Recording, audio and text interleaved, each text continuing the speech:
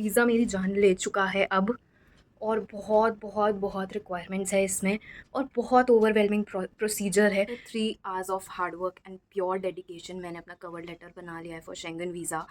और अगर अभी भी ये रिजेक्ट होता है तो मुझे नहीं पता मैं क्या करूँगी। I am not hoping anything and I am just trusting the universe. जो भी मेरे लाइफ में लिखा होगा that will come to me. मैं बिल्कुल आउटकम से अटैच नहीं हो रही हूँ अभी, but it took a lot of energy and effort to draft a cover letter, क्योंकि उसमें सारे डॉक्यूमेंटेशन करेक्ट होने चाहिए, सब कुछ होना चाहिए। This is one of the most difficult processes I have gone through. I have travelled to the Philippines twice, Indonesia, Sri Lanka and Thailand recently. तो थाईलैंड और Sri Lanka was way too easier to travel and Indonesia में मुझे organisation ने ही visa करवा के दिया था, तो कोई टेंशन नहीं थी उसमें भी। फ़िलीपींस में मुझे थोड़ी सी दिक्कत हुई थी फ़र्स्ट टाइम जब करवाया था, क्योंकि फ़र्स्ट टाइम तो मेरा फ़र्स्ट इंटरनेशनल ट्रैवल ही था। बट सेकंड टाइम पे it was way more easier और मुझे सब कुछ पता था कि क्या उसमें सबमिट करना है क्या नहीं करना। बट शेंगन वीज़ा में बहुत एफर्ट्स की ज़रूरत है, बहुत सारे डॉक्यूमेंटेशन है। Today is visa day. मैं पूरी रात सो नहीं पाई क्योंकि मेरी अपॉइंटमेंट सुबह 8:45 की थी, जिसके लिए I have to reach there 8:30 तक, और मुझे अपने घर से 7:30 तो निकल ही जाना होगा। आई कॉन्टैक्टेड VFS कुछ डाउट्स के लिए, जो कि डाउट्स के लिए वो शायद ऑथराइज नहीं थे। मैं बहुत ज़्यादा डिलेमा में थी मैं कि क्या करूँ क्या नहीं करूँ। Now that I have applied it and now I am going, I don't no कैसा जाएगा क्या होगा। और मुझे तो फर्स्ट टाइम कुछ भी नया करो तो बहुत ज़्यादा डर लगता है। Let's see how it goes.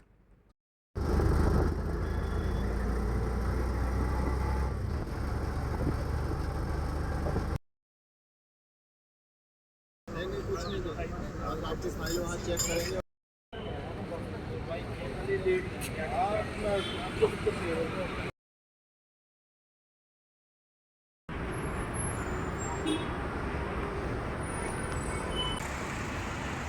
दरवाजे दाईं तरफ खुलेंगे। सो गाइज़, मैं अपने वीज़ा प्रोसेस करके वापस आ चुकी हूँ। वीज़ा का फॉर्म मैंने सबमिट करा and that too within मेरा 30 मिनट सारा प्रोसेस हो गया। मेरी 8:45 की टाइमिंग थी और मैं 9:15 बाहर थी। तो प्रोसेस क्या था कि पहले मैं VFS सेंटर में गई और वहाँ पे उतरते ही इतनी ज़्यादा भीड़ थी।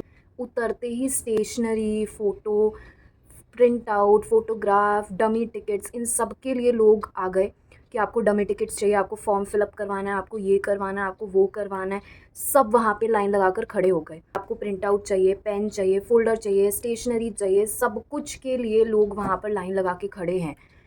एंड मैं जैसे ही अंदर गई, ऑब्वियसली मैंने कुछ भी नहीं लिया क्योंकि मैं फुल प्रिपेयर्ड गई थी सारे डॉक्यूमेंट्स के साथ, सारे ओरिजिनल्स, प्लस मैं 3-3 फ़ोटोकॉपी भी लेकर गई थी। और मैं एक्स्ट्रा फॉर्म्स भी लेकर गई थी ओरिजिनल कलर्ड, सो दैट अगर कुछ भी गड़बड़ हुई और अंदर मुझे कोई कुछ ना दे तो मैं लेकर गई थी। पेन लेकर गई थी, मैं फेविक्विक लेकर गई थी, सो दैट ऐसा ना हो कि मुझे किसी पे डिपेंड होना पड़े। तो मैं अंदर गई तो वहाँ पर एक गेट नंबर 2 पे टाइमिंग वाइज वहाँ पे लाइन बनती है। तो उन्होंने टाइम के हिसाब से, टाइम स्लॉट के हिसाब से लाइन बनाया। तो my first recommendation would be कि अगर आपकी टाइमिंग फॉर 8:45 है लाइक माइन, तो आपको वहाँ पर 8:15 तक पहुँच जाना है। उसमें अगर आप अपॉइंटमेंट लेटर देखोगे तो उसमें बोला गया है that reach 15 minutes before appointed time, but I will suggest कि 30 मिनट्स पहले पहुँच जाओ क्योंकि बहुत भीड़ होती है। और इट विल बी फीजिबल कि आप सारी चीज़ें पहले से फिगर आउट कर पाओगे कि अच्छा क्या चल रहा है। तो आधा घंटा 15 मिनट में कुछ भी नहीं जाएगा, 15 मिनट उसमें ऑलरेडी लिखा हुआ है, आधा घंटा पहले पहुंच जाओ। तो उसके बाद जैसे कि 8 o'clock तक, मैं 8:10 तक वहाँ पे पहुँच गई थी। फिर उन्होंने 8 o'clock वाली लाइन पहले निकाली, फिर उन्होंने 8:15 8:30 वाली निकाली एंड थर्ड बारी में मेरा नंबर आया। तो 10-15 मिनट लाइन में खड़ा रहना पड़ता है एंड देन आप अपॉइंटमेंट लेटर का अपना प्रिंट आउट निकाल कर जाओगे तो वो आपका अपॉइंटमेंट लेटर चेक करेंगे, उसमें टाइमिंग चेक करेंगे एंड देन आप अंदर चले जाओगे। तो माय एडवाइस वुड बी कोई भी स्टेशनरी का सामान बाहर से खरीदने की ज़रूरत नहीं है unless and until you need it, क्योंकि अंदर आपको उतनी ज़रूरत नहीं पड़ने वाली है। तो आप अपना फेविकॉल या फेविक्विक कैरी कर सकते हो। फोटोग्राफ जो आप कैरी करनी है वो आपको कैरी करनी ही पड़ेगी। फ़ोटोकॉपी उन्होंने मुझसे नहीं लिए, सिर्फ उन्होंने मुझसे जो ओरिजिनल्स थे मेरे ही सेट लिया था, बट फिर भी मैं 3 सेट फ़ोटोकॉपी करवा कर गई थी। फर्स्ट सेफर साइड फ़ोटोकॉपी करवा लेना। उसके बाद व्हेन आई वेंट इनसाइड, तो वहाँ पर एंट्री के टाइम पे आपको बाहर दिल चेक योर पासपोर्ट, दिल चेक योर अपॉइंटमेंट एंड अगर आपका वैलिड अपॉइंटमेंट होता है देन आपको अंदर भेजा जाता है।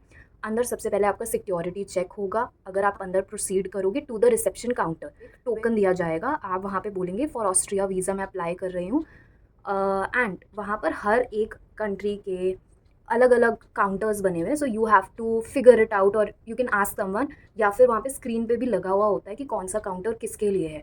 सो मेरा फर्स्ट काउंटर था for Austria and I went there and they asked me whether you would like to opt for premium services or standard services. Services में एक एक्स्ट्रा एड ऑन होता है कि प्रीमियम लॉन्च होगा and there will be help in checking the documentation. The process will be much smoother. You don't have to stay in queue. Price would be standard वाला basic वाला choose करो. No need to pay an extra amount just for the premium services unless and until you want it. So I took the standard service thing and went to the 5th floor, क्योंकि वहाँ पे Austria का counter था. बाकी countries के लिए designated अलग अलग फ्लोर्स हैं. प्लस प्रीमियम सर्विस के लिए जो लिफ्ट्स हैं वो राइट साइड है, और स्टैंडर्ड सर्विसेज के लिए और रेगुलर सर्विसेज के लिए लेफ़्ट साइड है. सो हम लेफ़्ट साइड से मैं लेफ़्ट साइड से ऊपर गई 5th फ्लोर पे, एंड देन मुझे वहाँ पर रिसेप्शन में नीचे टोकन भी जनरेट करके दिया था and my number was 1. So वो पूरा टोकन नंबर फिर you have to wait on the right hand side. आप अंदर जाओगे, अंदर जाके थोड़ा सा बैठ कर वेट करना पड़ेगा until and unless they call out your token number. They will call you out and they will say कि इस काउंटर पे आपको जाना है. सो आप जो भी डेजिग्नेटेड काउंटर है उस पर जाएंगे, अपने सारे ओरिजिनल्स सबमिट करेंगे अलॉन्ग विथ योर पासपोर्ट.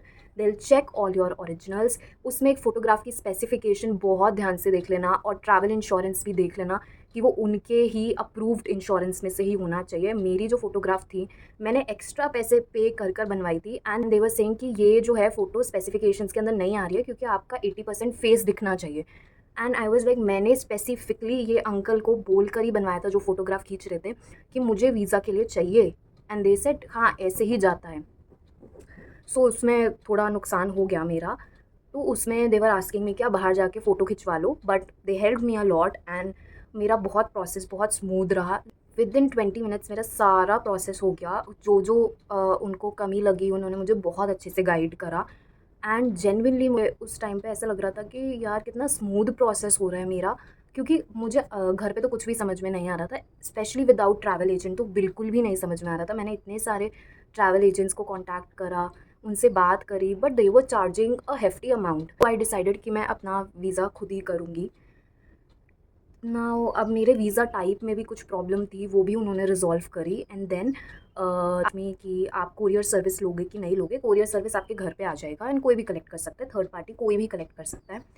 सो मैंने तो कोरियर सर्विसेज नहीं लिए. एक उनके पास एक एक्स्ट्रा सर्विस थी कि आपको अपडेट्स थ्रू एसएमएसेस एंड ईमेल मिलेगा, क्या आप वो चाहते हो. सो आई वाज लाइक कि हाँ ये है एक सर्विस जो आई वांट, और मैंने इन पर्सन कलेक्शन का ही डाला, क्योंकि अब मेरा जब एक बारी पासपोर्ट आया था तो मेरे साथ ऐसा हुआ था कि घर पे कोई भी नहीं था, और वो पासपोर्ट वो किसी और को हैंड ओवर नहीं कर रहे थे, लाइक मेरे नेबर्स को. तो वो पासपोर्ट वापस पोस्ट ऑफिस चला गया था, जो हमारा मेन पोस्ट ऑफिस है, और फिर मुझे वहाँ से कलेक्ट करना पड़ा था. But this time I can not take that risk कि मैं इधर उधर जाके फिगर आउट करूँ. सो इसीलिए मैंने इन पर्सन करा. अगर किसी को कोरियर सर्विसेज के लिए ओके है तो वो कोरियर सर्विस भी कर सकता है, बट आई वॉज़ लाइक कि I will come and collect in person. बस मुझे एसएमएस और ईमेल के थ्रू अपडेट्स चाहिए, एंड दैट वाज इट. उन्होंने मुझे उसका कुछ एक्स्ट्रा चार्ज करा, and then I paid for my the whole visa thing. I paid the visa fees, and then उन्होंने मेरा बायोमेट्रिक्स लिया, जिसके लिए मुझे लग रहा था कि कोई अलग रूम में जाना पड़ेगा या मुझे थोड़ा वेट करना पड़ेगा, लेकिन उन्होंने ऑन द स्पॉट ही मेरा बायोमेट्रिक्स ले लिया.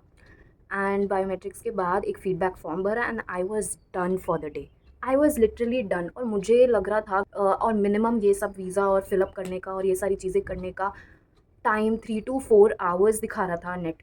It took me around 30 minutes only, and then I was out, and then I took the metro and came back home. It was that simple. अब मुझे जब मैसेज आएगा I have to go and collect my Schengen visa, hopefully Schengen visa. I don't know मुझे visa मिलेगा कि नहीं.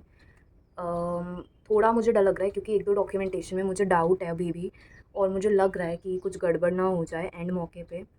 But I am also hopping कि मिल जाए वीज़ा. अभी प्रोसेसिंग टाइम उनका 15 to 30 डेज़ तक का होता है.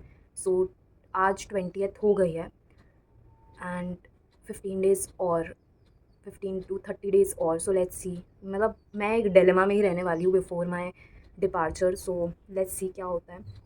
और सबसे मज़े की बात ये है कि मैं वियना जा रही हूँ through Istanbul. Always wanted to go to Istanbul, but obviously बाहर नहीं निकल पाएंगे, but let's see. I am excited, I am nervous, I am like बहुत मिक्स इमोशंस हैं। बट सबसे ज़्यादा अच्छी बात ये है कि वीज़ा की टेंशन अब दूर हुई, क्योंकि मैं 1 महीने से लेजिट परेशान थी कि क्या करूँ, कैसे वीज़ा अप्लाई होगा, क्या नहीं होगा। But now the process is over, live my life in peace. So yeah, जा रही हूँ अपना पासपोर्ट लेने के लिए फाइनली, एंड लेट्स सी कि अप्रूव हुआ रिजेक्ट हुआ, because I have no idea. I got my Schengen visa. सिर्फ एशिया पैसिफिक में ही मैंने ट्रैवल करा है अभी तक। This is my first time going to Europe. So much of effort and so much of time which I have invested Schengen visa के application form के लिए, it is worth it. And मुझे बिल्कुल भी होप्स नहीं थी कि भाई शेंगन वीज़ा मुझे मिलेगा, क्योंकि मैं बिल्कुल होपलेस हो गई थी। But without a travel agent सारी चीज़ें करना, सब कुछ करना, what I have realised is कि सबसे important is your invitation letter. अगर आपके पास इन्विटेशन लेटर है तो वो कंसिडर करते हैं चीज़ों को। एंड मेरे पास इन्विटेशन लेटर था, सो दे आस्क्ड द ऑर्गेनाइजेशन की to verify my details, and when they did that, I got my Schengen visa within 2 days after the verification. Literally 2 दिन में आ गया आफ्टर वेरिफिकेशन, और जब तक वो वेरीफाई नहीं हुआ था it was on hold.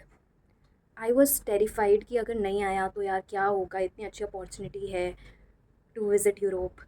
You know, आप कभी सोचते हो कि यार कभी जाएंगे जब बहुत सारे पैसे आएंगे, so we'll plan and we'll go, but this opportunity, जब आपको सामने से ये अपॉर्चुनिटी मिल रही हो और फिर आपका मौका ना लगे जाने का, तब भाई। सो आई एम सो हैप्पी कि मेरा वीज़ा आ गया है, and I am going on a fully sponsored trip, and I will enjoy, I will relax, I will visit Europe. Oh my god, this is something which is very interesting because I haven't been to Europe, and this will be my first time. I don't know how to explain in words, क्योंकि अगर ये नहीं भी आता तो भी मैं chilli थी, क्योंकि मेरे ऑलरेडी प्लान्स थे। लेकिन आ गया वीज़ा, सो अब तो जाना ही है। I am so excited and I am so nervous also, because I don't no क्या सिचुएशन रहेगी वहाँ पर, बट लेट्स सी कैसा रहेगा पूरा टाइम। बट मुझे बहुत प्रेप करना पड़ेगा, like I am so so so so so so so so so excited.